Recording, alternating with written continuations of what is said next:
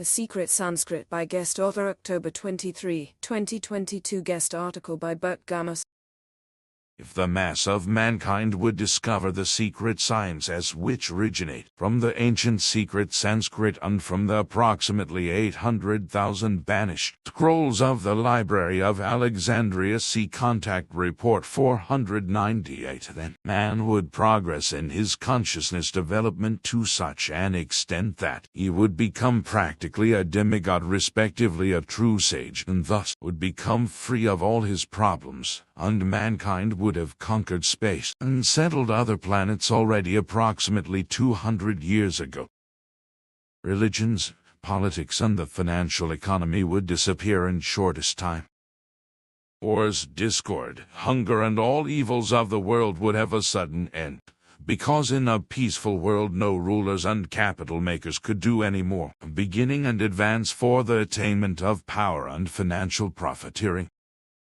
Where suddenly no more wars and no more discord are, there also no more war materials would be needed, and where no more hunger or no other evil is, there also no unscrupulous profiteers could launch their finances further.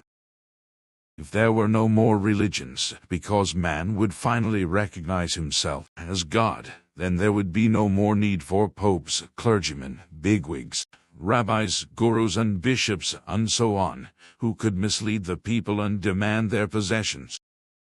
All this is prevented, however, by not making the secret science as accessible to normal people, because they would suddenly bring deep knowledge and the end of all power and profiteers, of which religions and politics are the greatest. That is why man is scourged in ignorance, and the knowledge due to him is kept away. Excerpt from Adventures of a Globetrotter by Billy Edward Albert Meier, page 133 to 137, unofficial translation. Secret Sanskrit, 2 words which are meaningless for millions of people, because it represents for them unknown and completely simply empty threshed straw. So, for millions, words without concept when they happen to hear them.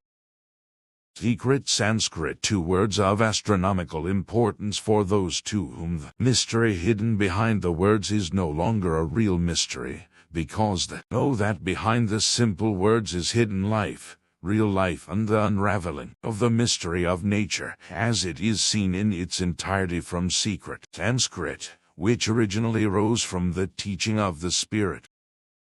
However, what is written in the normal public Sanskrit does not necessarily mean that everything that is explained in it corresponds to the true reality and truth.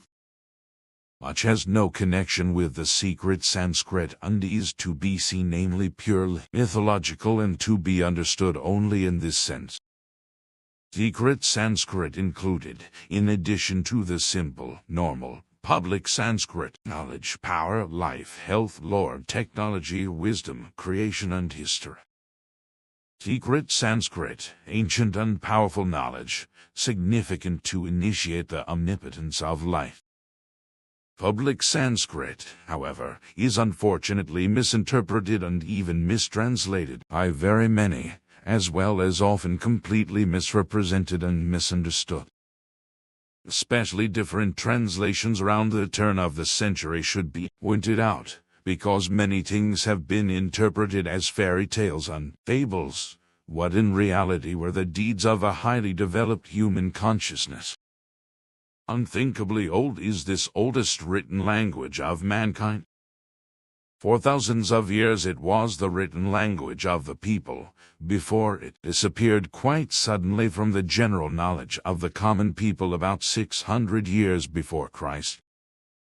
With it also the secret Sanskrit disappeared, which was held only by a handful of selected and consciously high knowledgeable as valuable knowledge in collections, and often only in the consciousness until today. Much was handed down only orally to those who were worth a great knowledge and consciously possessed the ability to do so, because secret criterion means power over life and death. Power which borders on the real creative truth, which means power over man himself and over matter. power that makes the knower the great sage if he can grasp the knowledge, train it, and use it correctly. The human being as a high sage, he subordinates himself to the laws of creation. He no longer classifies himself to a god, whom the religion-believing man of the earth sees erroneously as creator of living life and who believes to be only a few small steps away from this imaginary god, whom he calls the primordial one, because he, the man, is supposed to be God's image and to embody him on the world as power and creator, however always conscious of himself that he is, despite his power, a child, a selfless tool, and a being of the highest, who is able to solve the riddle of the primordial, and the primordial itself, and only on the basis of it God.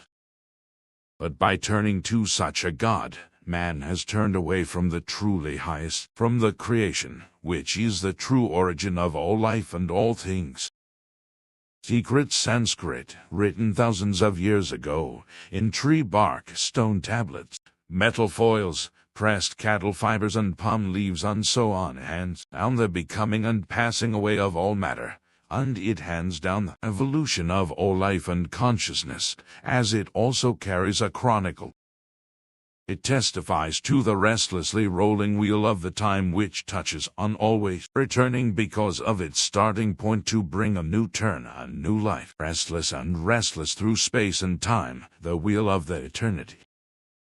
Unfortunately, in the course of the rolled-away millennia, the largest part of the old writings was lost, so that only the least knowledge of the normal public Sanskrit was handed down, a small fraction of the whole, in which also connections with extraterrestrial humans and their teachings and flying machines were mentioned, and that much more clearly than everything in the today known public Sanskrit is the case. Professor Giuseppe Tucci, Italy, found in 1948 in the monastery hangar in Tibet the last records of the today normal, that is to say simple and public Sanskrit. These were written on bovine fibers, and today, after having been copied in Italy, they are again in the possession of the monastery as an ancient and valuable collector's item. Besides, it is worth mentioning that the finder of the valuable piece was a certain Tenzing Norgay, who is identical with Sherpa Tenzing Norgay, the alleged first Everest conqueror, who was at that time, together with Professor Tucci, the first chief of the Tucci Sanskrit Tibet expedition. Originally, the manuscript is said to have been written in Turkestan, the place from where Buddhism spread at that time about 2000 years BC. From there it is said to have been brought to Tibet later. This was the assumption of Tucci, who, as often before, was right. Since the secret Sanskrit now holds an almost uncanny knowledge in itself, from which the human being can develop consciously to such an extent that he would practically become a demigod or a true sage and thus be free of all problems, then already in ancient times the majority of the secret science knowledge was simply pulled out of the course by the governments and high scientists, as well as by priests and secret knowledge bearers, whereby also very much was lost, namely of all things extremely important records. So, the whole thing was declared as a secret science and withheld from the people. Very unfortunate for the layman and for the non-knowing, because by this it is completely unknown to tens of millions of people that the word secret, Sanskrit in particular and in general, and a considerable part of the whole knowledge still exist at all. The quite infamous meanness of the big shots opposite the people opposite their slaves, if one considered it right and wants to remain with the real truth. But on the other hand, there is again a certain right on the side of these all suppressed big shot, because not everybody is able to absorb the teachings of the Sanskrit without letting break through egoistic successes like material power, personal lusts and cravings. The human being in general today has unfortunately sunk so low that in his greedy and murderous actions he is below the animal which, by the way, is regarded by the majority of mankind only as a means to an end, as a bastard, a beast, and even as a useless object which is simply beaten to death and stomped on when man encounters it or when he simply feels like it. Unfortunately, this is so. But as a human being, as a real human being and creature of the creation, he is obliged to change this. But first the truth and reality must be recognized by him.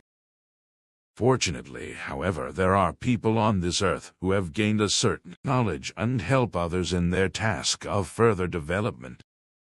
So, for centuries and millennia, the secret scientific knowing ones and the big shots have prevented every possibility to make more beneficial to the individual human being than seems to be beneficial to him. And those who are granted to learn a certain measure of secret Sanskrit and to assimilate the knowledge are bound to the strictest secrecy. Any record of their teachings, which are transmitted to them only orally, is forbidden to them, because never a record or any other secret knowledge of the secret Sanskrit should reach the general public, because firstly, which is to be assumed as probable, a panic would arise which could take on immeasurable proportions, and secondly, especially such subjects would plunge into a zealous study, who are to be kept away from the secret Sanskrit by the silence of its existence, because what could happen if just such pronounced subjects would absorb the teachings of the secret Sanskrit?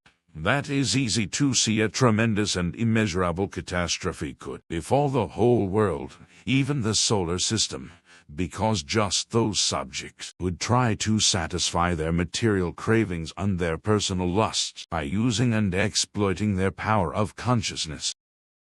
In a short time, there would be only conquerors unsubjugated, or in other words, masters unslaved. However, since the greed for power and cunning would be unstoppable and they would try to exterminate each other by their mental powers and the one help of their slaves, it could only mean a world war, which would atomize the earth, because inevitably the greatest powers of the human consciousness would be released and put to use. The greed for power of the individual would automatically have the consequence that every thought or every assumption of a danger would die off, would become silent and would be suppressed. Kings to know the secret spiritual teaching creation energy teaching order in Myanmar. 654th contact Thursday, 16th June 2016, 9:51 a.m.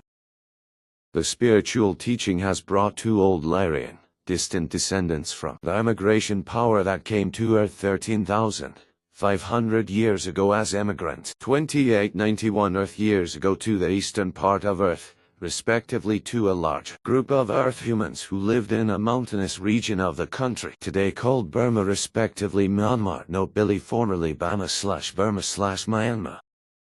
This group, which comprised 309 female and male Earth humans, formed a small order with an educational institution, which secretly lasted until the beginning of the 20th century. This group was able to survive into the modern age through constant descendants, but various members migrated from the community, mainly to the areas of northern India at that time. From 1814, however, the group began to slowly die out as a result of increasing deaths, and by 1850 the group had grown to 32 people of different ages. Though it has to be said repeatedly that nearly 2,900 years ago a small secret order with a small educational institution was founded in the former area of today's Burma, where the spiritual doctrine was taught, whereby this order existed until 1917, nearly 2,900 years. From 1856 my father's father maintained contact with the senior leader of the order for about 50 years, whom he often visited and whom he also taught in Satipatthana meditation. The small order at that time still comprised 4 persons, of whom the leader of the order died in 1907, followed by the remaining 3 persons of the order, who were also very old, and thus the secret order came to an end. The then instructed earthlings of the mentioned group, which initially comprised 309 persons, spread the teachings brought to them among their peers on the one hand, but on the other hand also by some leaving their homeland and going the way to the then Nepal respectively North India, where they also spread the learned, but with only little success. Nevertheless, the spiritual doctrine has also spread there partly among a group of interested people and has been preserved for about 530 years, whereby the followers of the doctrine called themselves Bhatti for the sake of the doctrine and the change to the enlightened and awakened human being, which means enlightened and awakened. The teaching was received and then also learned by Siddhartha Gautama, that is to say Siddhartha Gautama, but was not understood by him and transformed at his own discretion into a completely strange and unrealistic, false teaching, whereby he integrated various good values of the spiritual teaching into his fantasy teaching. So it is to be understood that the values of the spiritual doctrine, which are partly listed in the Buddhism religion, do not refer to the well-known Buddhism, which was founded about 6 centuries before Emmanuel by Siddhartha Gautama and spread worldwide as a teaching tradition and religion. This teaching tradition and religion, however, are not much better than any other religion with its heresies and fantasies, because they are far from any reality and truth. Guest article by Berk Gumus.